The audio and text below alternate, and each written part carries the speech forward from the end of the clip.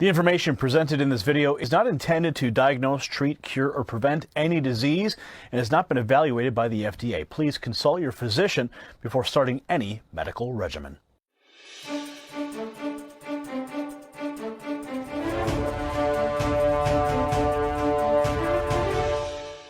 Oh yes, my friends, we have another exclusive interview for you today. One that you will need to share to the four corners of the earth, because we're going to be asking questions and bringing you information that the mainstream media is absolutely ignoring. An emergency doctor blasting Bill Gates, the fake pandemic numbers, now in question as the economy collapses.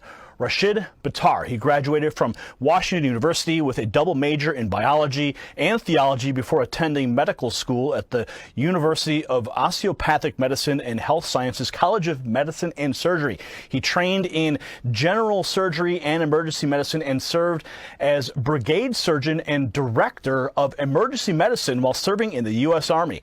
He is a board-certified clinical metal toxicology and preventative medicine. He is board eligible in emergency medicine and has achieved fellowship status in 3 separate medical societies.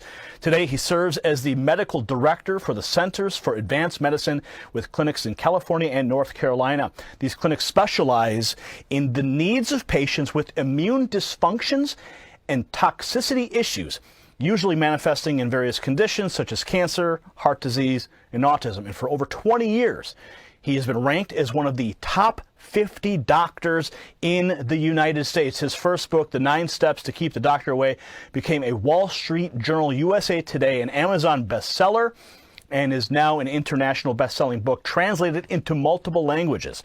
Now this week, a video he made called out the fraud that is being perpetuated across the world by the World Health Organization, the CDC, Bill Gates, the deep state, the mainstream media. It went viral with millions of views worldwide. Doctor, welcome to the program. Thank you, Gary. Appreciate it. Now, 3 weeks ago, you called this a conspiracy. You called out the hysteria being perpetuated to scare the world population based on false data. Now, it was Jerome Adams this week, the Surgeon General, and the Trump administration who agreed with you when they announced that they had dropped the World Health Organization and the CDC model and are now working with real numbers. Okay, this is directly from the White House. This is the Office of the Press Secretary. Now, Tuesday, the White House putting out this press release demanding accountability from the World Health Organization and committed to investigating the response, the false claims, and the cover-up. So explain to our viewers what led you to this discovery and how the numbers never supported their claims. Well, Gary, basically, I have patients from all over the world, and patients were concerned about this, and they asked, and I put out in social media that, look, if you really want to know, I'll make a video about this. And I expected some people to respond. I had, 700-800 responses. Just yes, please get us the information. So I asked the question, because you're hearing stuff about conspiracy. So those videos that we put out were actually asking the question, COVID-19 conspiracy ? And as I started looking at it, to me, it just didn't make any sense anyway. We deal with the hardest to deal with medical conditions anyway. So it wasn't a big deal. I just remembered that when I heard about the coronavirus aspect, there was one particular component that we used intravenously a lot in our clinic, and I just made sure that we had 10 times the normal amount, and that was it. It wasn't a big deal. It didn't bother me. However, as I started looking at this information, and as I started seeing that this is actually a chimeric version, something that was developed here in the United States in 2015, it was published in Nature magazine, that it was developed in the University of North Carolina, Chapel Hill, where all the initial studies were done. The chimeric research, despite having a moratorium by the U.S. government to prevent any chimeric research, by the way, just so your audience understands, chimeric research basically means that they're taking a naturally occurring substance or virus, in this case, and then mutating it, genetically modifying it, changing the configuration morphologically to gain function. It's called a gain of function study or gain of function research. And that basically means that they're making something that already may have some potential to cause harm, making it more harmful, making it more virulent, making it more resistant. And basically that's what I found, that they took the SHC014 strain of the coronavirus, the surface antigen component, and brought in the backbone from the SARS coronavirus, put them together, and then inserted HIV and MERS orthologs on top of it to make a more virulent, more detrimental virus. Now, the thing is that if I could jump in for just a moment here, because what I think you're talking about is the moratorium that was placed, and then $3.7 million from the National Institute of Health was transferred to China so they could continue this research, even though the moratorium. So they basically outsourced this research to China. Is this the same topic we're talking about here? This news is just breaking? Yes, this is exactly right. So it goes back to 2014. The U.S. government decided, based upon certain virologists at that time, saying that, look, there's no justification for this kind of research. There's a potential for it to cause harm, cause a pandemic. So there's no justification for us to do this type of research. So the government passed a moratorium in 2014. Fauci approved budgets to be monies to be section for this type of research. So basically, and I'm getting really, every time I think about this, it gets me really flustered because I'm so angry that he basically broke the law. He more than broke the law. He created this entire cascade that we're seeing with the world shutdown was created by this initial aspect back in 2015. He broke the law. He went against government moratoriums. He took taxpayer money and he funded research that has now led to the COVID-19. In 2017, he was documented at Georgetown University saying that there will be a pandemic that this presidency will face, that this term will face. How did he know that in 2017 that something was going to happen in 2018, 19, or 2020?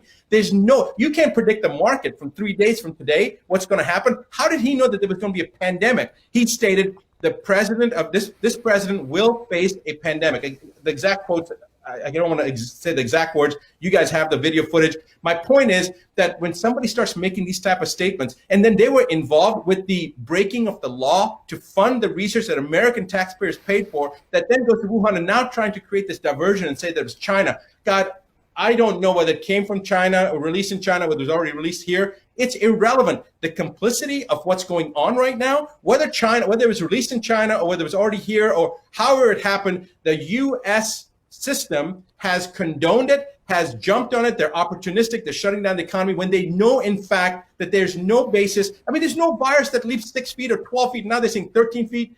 Complete misinformation. And I'm sorry that you've pulled the chain on me right now, but the mainstream media, when the Surgeon General came out and said that basically the Gates model, the Fauci model, the World Health Organization model was not going to be followed anymore, and they were going to look at the actual data, the actual numbers, the mainstream media didn't respond at all. All they said was, it seems like we're going to be going to 2022 before people can assemble together. That's what ABC put out. And Fox, or was it New York Post put out, it seems like that the 6 feet of social distancing is not going to be sufficient. It needs to go to 13 feet.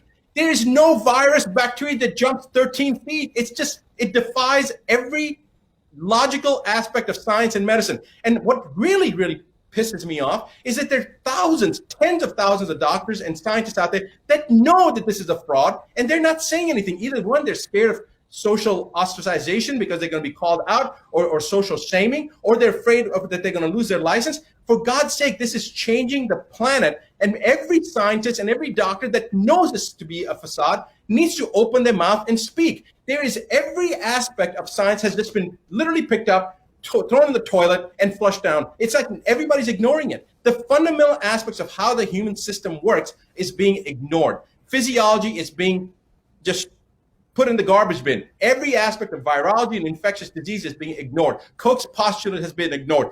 Every aspect. Then you've got false positives coming from testing that we know is not adequate, and then the testing that they are doing, like the RT-PCR, the real-time polymerase chain reaction testing, that's already been shown. It was actually the guy who developed it in the 1980s, Mullis, said that you cannot use this testing for diagnostic purposes. You have to use it only for the where something has a genomic sequence that's already been identified. You can't use it for diagnosis.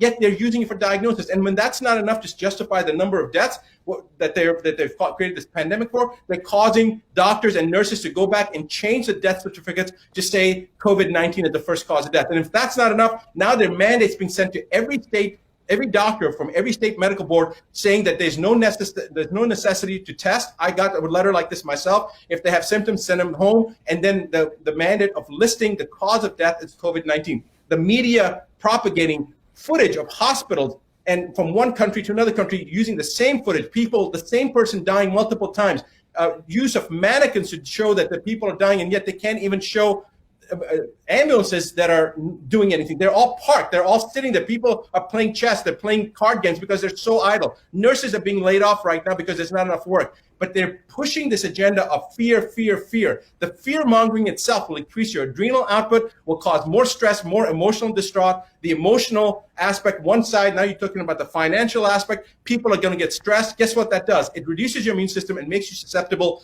to viruses, bacteria, to many other things. But then to create this illusion over something like COVID-19, which nobody has yet demonstrated a single death from the actual virus, from the proper, established, accepted methodology that a virus has caused this death. Nobody's been able to do that. It's all based upon PCR testing. And Gary, I don't know whether you know this or not, all the way back to 1984, all the way up to now, 2018, there are multiple studies that show that if you've had the flu shot, especially the trivalent flu shot, false positives on COVID-19 testing. God knows what's been injected into people over the years. They really want to know cause of death. I want to know how many of these people that are supposedly died from COVID-19, which, by the way, still the numbers are less than the seasonal flu. The number of deaths are still less than the seasonal flu. But I want to know how many of these people that died of supposed COVID-19 actually had a history of a vaccination, an adult vaccination in the last 10 years. That's what I want to know, because the studies clearly show that if you've had a flu shot, you're going to test positive for COVID-19. So you got all this other stuff that's going on. They can't justify the numbers, so they're going to change the death certificates. They can't justify the numbers, so they're going to take different footage of different people and then attribute that to COVID-19. They just had, CBS had that nurse that was crying, saying, please give me a face mask so that I can take care of people, and I don't want to risk my family getting them infected. And then they find out that hasn't worked in a hospital in a year and a half, and she's some kind of a social media model. The amount of misrepresentation, deception, diversion tactics to keep the public from knowing the truth, it's just unbelievable. I cannot believe. So let's take it back to what you said at the beginning of this fascinating statement you just made. I mean, I'm blown away. I know our viewers are right now. But so we're going to take this back. Is Fauci directly responsible for this pandemic because he maneuvered the money, he maneuvered around the moratorium, kept this chimeric research going in China? Is he directly responsible for not just the pandemic, but also the response that's killed the economy, put, 17 to 22 million people out of work? Is Fauci directly responsible? I'm going to say this. I think that I've seen some petitions going around. I know Dr. Shiva said that Fauci should be fired. I think that's the nicest thing that could be done to Fauci. I think he's a criminal. He's broken the law. He's gone against the government. I mean, to me, that seems like it's a traitorous thing to do when the government has passed a regulation and he's at one of the highest levels in the NIH. He's got a directorship at the NIH, and then he breaks the law, he breaks the moratorium, and then funds research against something that could potentially cause harm throughout the entire world. And he's in collusion with the foreign government to do. I mean, I don't know. That's a matter for attorneys to decide. But I'll tell you something. Fauci goes back to 1981. In 1981, he called HIV/AIDS the gay disease, and he was the one who funded the research behind a drug 3 years before it was even established that there was a real virus. So the virus was established in 1984. In 1981, he was pushing the agenda of a drug prophylactically to treat people for a condition that has now been seen to be related to lifestyle, nutritional status, all sorts of other things. He was pushing the agenda to push a drug that caused so much harm as a prophylactic, just to prevent HIV. Now, this goes back 1981. We're talking 39 years. This guy has a history of pushing an agenda. Here's a question that I want to ask you, Gary. Forget about the audience for a second. I just want to ask you a logical question. So here's the president, regardless of whether you are for the president or against the president, forget about that. The man is elected. He's the president of the United States, and it is our responsibility as citizens to follow the directive of our commander-in-chief. Whether you agree or disagree, that he went through the process, he got elected. So get off that bandwagon, people, and stop making a big deal between the Democrats and Republicans. He's a president. He deserves our support. But now the president comes out and says there's a drug called hydroxychloroquine, which has been on the market for God knows 50, 60, 70 years, and another drug Zithromax, which has been, it's a macrolide that's been around for at least, that class of drugs has been around for at least 70, 80 years. Maybe Zithromax, maybe Zithromax has been around for, I don't know, 20 years, whatever the case is. These are established drugs. They're safe drugs. Using them in combination, there are doctors that have shown at least 99% efficacy. They've shown hundreds and hundreds of patients they've treated. Nobody's died. Symptoms resolve within an hour, hour and a half to a day and a half, 2 days. Okay, so you've got this class. The president brings it out. And Fauci says, get this, Fauci says, unless there's some studies to show that, it should not be used. Yet he's promoting a vaccine that we have no idea what the hell that's going to do. And he's saying that's okay to use?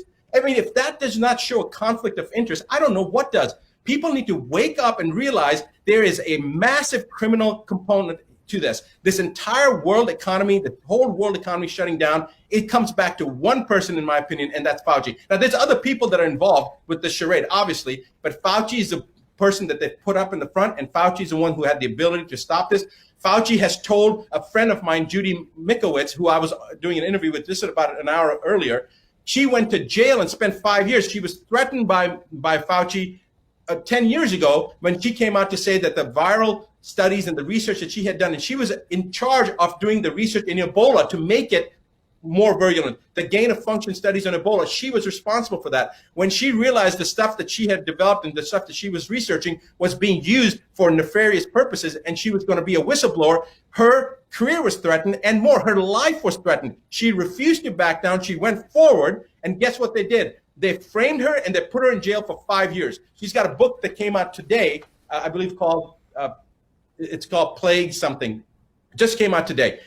I'm telling you right now, Fauci, it can all be traced back to Fauci, but Fauci is just one of the players. There's other people, and you can start looking at what the agenda is. It's wide open. Anybody can go in and do their own internet search. They just need to open their eyes, they need to open up their mind, and they need to be married to no decision or outcome. Just look at it for yourselves, people. You've got your brains. Use your own brain. Come up with your own sequence of events, how it happened. Do the research, and you will, if you're following a logical, sequential thought pattern, you'll come to the same conclusion. There's no way that you can come to any other conclusion. All roads lead back to the same place.